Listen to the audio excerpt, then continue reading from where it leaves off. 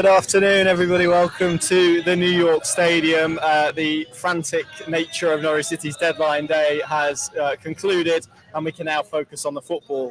We'll probably speak a little bit about the transfers as well. Connor Southall joined by Paddy Davitt. We've got a bit of time before the team news. We thought we'd come a little bit earlier to speak about the events that have unfolded in the last, 12 hours or so, really, from a Norwich City perspective, because there's plenty that's gone on, plenty that has outdated since we did the last touch point in terms of video on our YouTube channel. So we'll bring you a bit of an update on that. And of course, we'll bring you the team news as well when it drops at 2 o'clock. Paddy, let's start with the transfers then. There's three, I guess, to talk about really from a Norwich City perspective, although they did sign, is it Daniel? That's how my mind is. Daniel Ogwuru from Man City on a free transfer, but he'll be a development signing. That was confirmed on deadline day. We probably won't talk about that one as much maybe on here. Might be one we go into a bit more detail in on the podcast. But let's start with Andrew Omobamidele. Let's set the scene. He was at the team hotel last night in Rotherham. Obviously the deal then progresses to a level that Norwich City are happy with. Wasn't 11 million, by the way, and then is potential for that to reach up to 20. It's understandable, isn't it, why Norwich City have done that deal, given his standing in the squad, where he is, maybe what the future in the next few months would have looked like for him as well. Can you understand why they pressed the button on that particular deal? 100%, absolutely. The figures involved in this deal, and as you say, it's, let's say, 20 million package, but the initial fee is probably in the 13 million region. But I look at it and I think that is great business for a player who, as you rightly say, Connor, is not dislodging Gibson or Shane Duffy at the start of this season. Let's be honest, after his very impressive burst onto the scene alongside Grant Hanley in that second title-winning season, injuries have really played a huge part in effectively stunting his development for me as a front-line option. He hasn't played a huge amount of football in the intervening period. Yes, and Stuart Webber's comments, I think the official statement confirming it last night, there is a player of huge potential there. But in the here and now, he can't get past Ben Gibson or Shane Duffy. And Grant Hanley to drop into the mix in a couple of months maybe. I think it represents excellent business. Particularly, I've seen one or two comments already, what that level of business in terms of inward and obviously sanctioning an outward move for Andrew says about his finances. They're very clearly mapped out in the last set of published accounts. They had to take borrowings against future transfer business and also TV revenue. So financially, they're not in a great situation, and in that regard, that had to be a factor in this decision as well. That, as it's been communicated to us subsequently, roll it on to January, he's still behind Mezzers, Gibson and Duffy. You're not getting anywhere near the valuation that Forest have attached to him. After simply where Forest started as well, the bidding this morning. Which, as we're led to believe, was in the 4 or 5 million bracket. So Norwich have got it from there to where it ended up. But it might have been back down towards the 4 or 5 bracket in January if he's played no football between now and then. So you have to weigh that up as well. But underpinning it, that move, clearly, from Norwich's perspective, was the financials involved and the financial situation. Let's be very clear about it. But I still think, even in that context, for a player who isn't a front-line option this season, hasn't been for 2 or 3 seasons through injury, that is very good business for Norwich. So, maybe there's a little bit of frustration that they've replaced him, if you want to go like for like, with a 32-year-old centre-back who hasn't played for Sunderland this season, but there's a lot of context around that as well. I think in the short term, in terms of just having another body in the building, I can see why they've done that. And likewise with the striker situation, there would have been no incoming striker if Josh Sargent doesn't do his ankle and is out until 2024. Yeah. And David will confirm at a definitive timeline post game today. But sorry, I am going to break off just because the team news has arrived. I'm sorry to cut you off mid-flow, but we are here. Norwich City are unchanged, it looks like. Yep. So they line up with Gunn in goal, Stacey, Duffy, Gibson and Yanulis at the back 4, Sarah and McLean as the midfield 2, Fashnak and Rowe on either side, with Barnes and Ida up front. The subs bench, George Long, John McCracken, Warner, McCallum, Fisher, Gibbs, Nunez, Quaheta and Tony Springett. So that Norwich City team again, unchanged, I'm so tired. Unchanged, Gunn, Stacey, Duffy, Gibson, Yanulis, Sarah McLean, Fashnak, Rowe, Barnes and Adam Eder start. Sorry, it's not unchanged. There is one change. Adam Eder obviously comes in for Josh Sargent. It's been a long day and a long night. Long is on the bench. So is John McCracken, Warner, McCallum, Fisher, Gibbs, and Nunez, Barreto, and Springett. One change. I do apologise. Sorry, Paddy. Back to the centre back situation. You were talking there about Danny Bart, sorry, as in Simpson. You corrected us on the pronunciation. I did. It's Danny Bart, I think is how you pronounce it. If you go onto his social medias, he has his name and then helpfully has the what do we call it? Phonetic? Is that what we call it? I'd say phonetic. Phonetic, yeah. And Bart as in Simpson. So Danny Bart comes in from Sunderland. That's a free transfer, 1 year deal, option for the club to extend that by a further year. Someone with 300 Championship appearances. He was Sunderland's Player of the Year last season. That's a side that finished in the top six. He's not been able to play this year, if reports in the North East to be released, because there was a clause in his contract which meant if he'd have played one more game, Sunderland would have been entitled, or he would have been entitled to a pretty hefty figure in terms of a bonus from Sunderland. So that maybe explains why this deal has materialised. He's someone that Stuart Webber knows well from Wolves. Not an ideal situation because of how late the Omobamidele stuff happened, Pad, but in terms of recruitment, and it was always going to be reactive because of how late it was, you can kind of see how they've ended up with Danny Bart. Yeah, absolutely. Worth reiterating, he was on that list. I mean, let's go back to Germany. We were up there, obviously, for all three legs of the European element of pre-season, but I think it was the Darmstadt Open training session. I was told as far back as then that, listen, there's an expectation maybe internally that something could happen with Omobamidele. They already have a list of targets. The recruitment work has gone in. Bart was on that list. So what it clearly was, by definition, reactive because of how late Forest got to the levels that Norwich were acceptable, deemed acceptable. Yeah. It wasn't a player that plucked out of thin air, is what I'm saying. He was on a list over the summer. Yeah, and I'm sure when you're looking at that list and it's 4 or 5 deep, you are at that stage of the window at how late it was, and Omobamidele, obviously a deal sheet had to be submitted. It was very, very, very late in the day that a deal was agreed, as we were reporting last night. You had then plucked the name that is the easiest deal to do at that stage, don't you?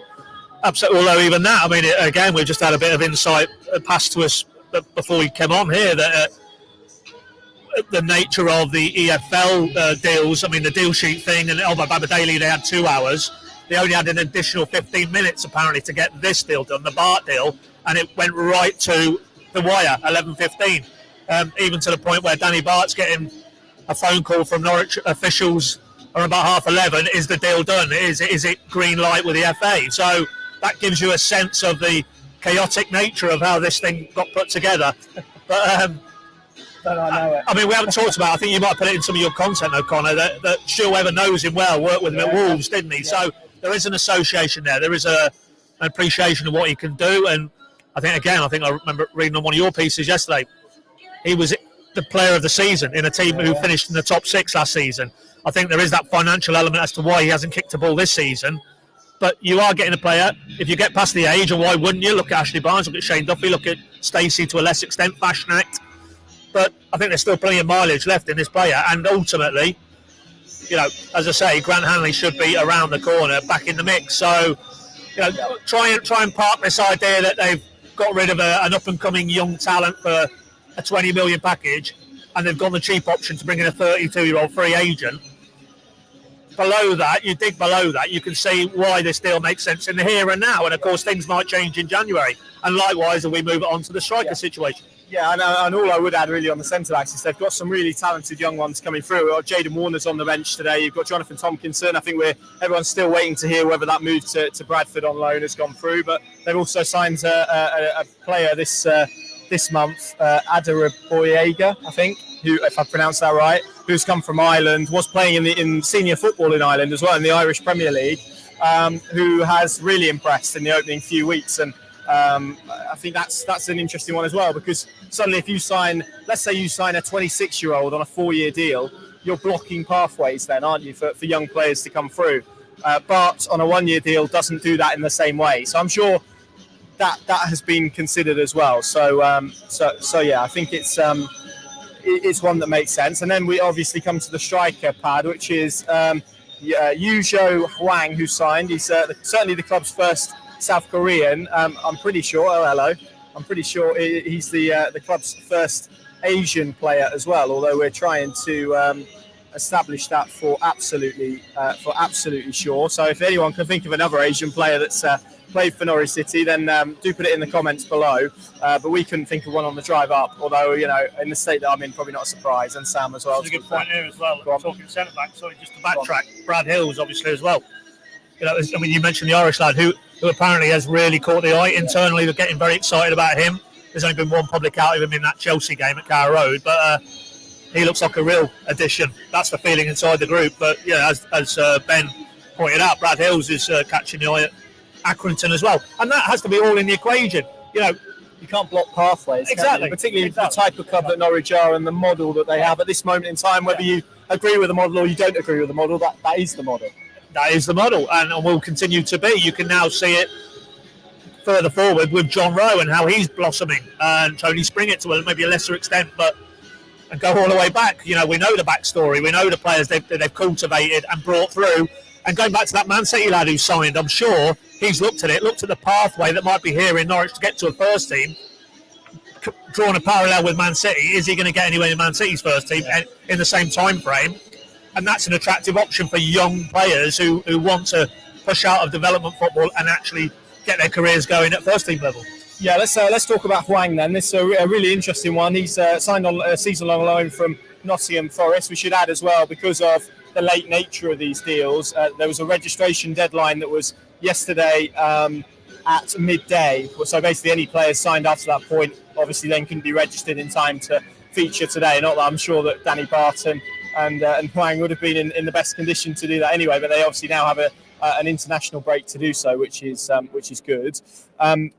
But let's talk about him specifically, because from what we're led to believe, he was right at the top of that striking list that they assembled, and there was a few names on there. Kiefer Moore, I know, is one that was out there. Jamal Lowe, likewise. I think there was a lad at Wolves as well who featured quite near the top. But at the very top of that list was Yujo Hwang, which is a really interesting player because he's played in South Korea, he's played in France, he's played in Greece a little bit as well.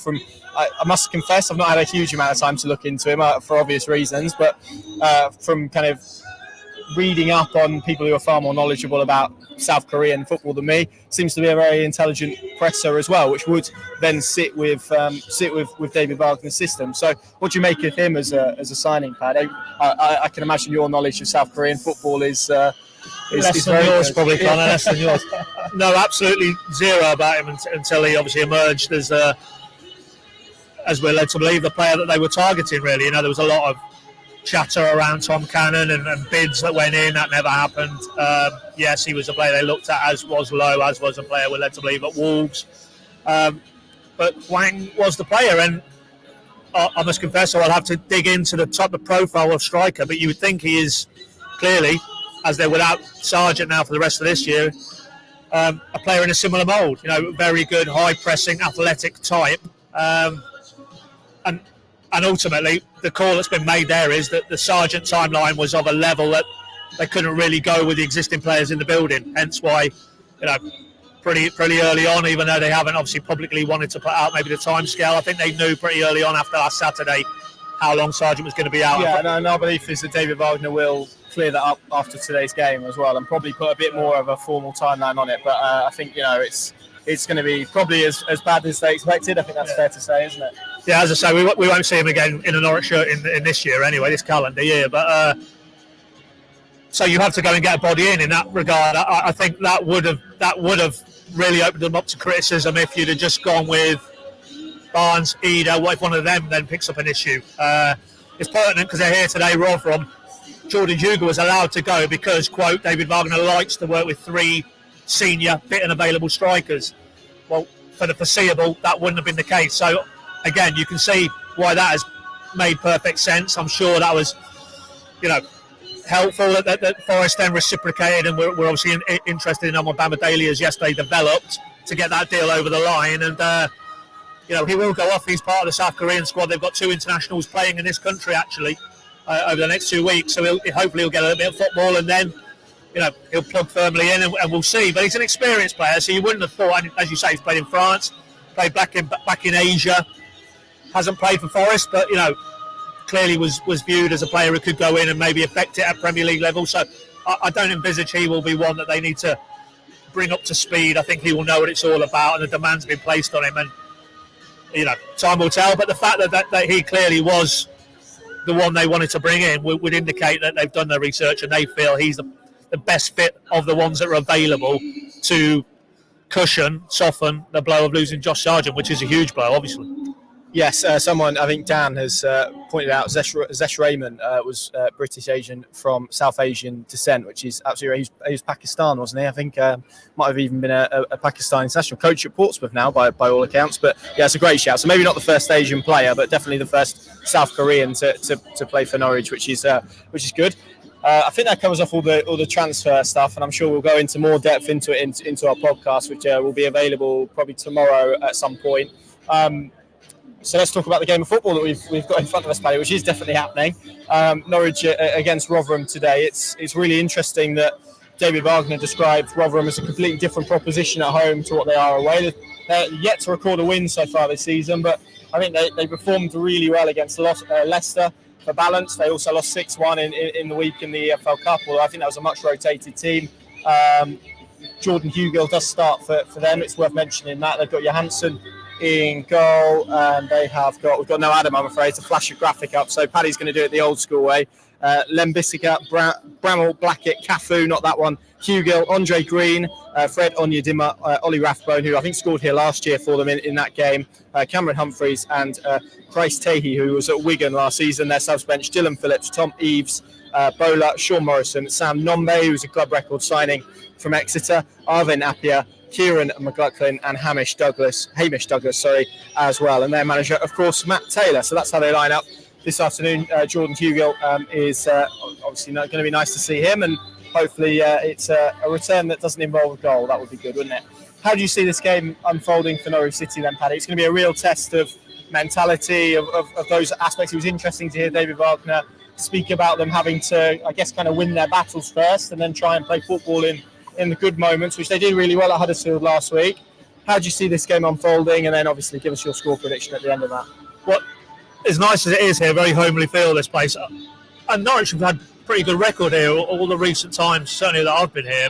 But every game, as I recall it, has been tough. It's been uncompromising. It's been periods they've really had to ride their luck a little bit, and then they've managed to find a way. I remember vividly, we sat here in front of the away end, and there was Ben Godfrey scored a big goal, I think, one season.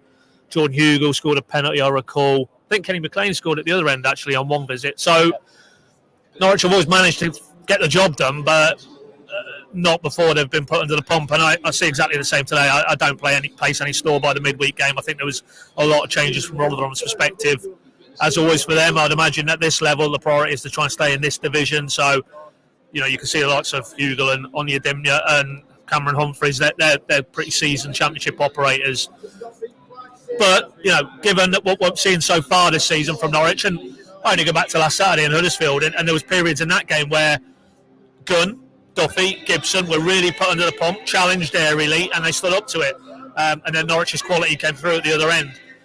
Obviously, a big onus on Adam Eder to step in now and try and get that chemistry going with Ashley Barnes that Josh Sargent was managing to achieve. But, it would be a surprise in front of 2,200 fans here if Norwich aren't back on the coach tonight and got all 3 points. So, but I do feel it'll be quite a narrow affair, so I'm going 1-2. You, Connor? Yeah, same. Going 2-1. Yeah, that's the prediction I went with yesterday. That's how I see it unfolding. Like I say, similar to you, I think it's going to be quite tough for some Norwich City goalkeepers, all three of them who are in the matchday squad this afternoon. Applaud the fans just to our right. It's a full sellout away end, which is fantastic. I would turn you around, but we will definitely lose you if I do that. So you can hear them hopefully in the background. And I thought we don't get many nice comments, so we'll end with a nice one from Yeti. Thank you very much. We appreciate that. And, of course, you'll be available to follow this game as you do every single game in the Championship, Carabao Cup, FA Cup, all formats. We're there every kick to bring you all the updates, analysis and reaction from this one as well. Head over to pinkham.com if you want to find out a little bit more how to get involved with Pinkham Plus. You can get sort of ad light, I think we call it these days, experience as well. So do check that out, pinkham.com. Subscribe button in the top right, press that, all the details are there. From the New York Stadium, let's hope Norwich City can take their unbeaten run into the international break. Thank you very much for watching.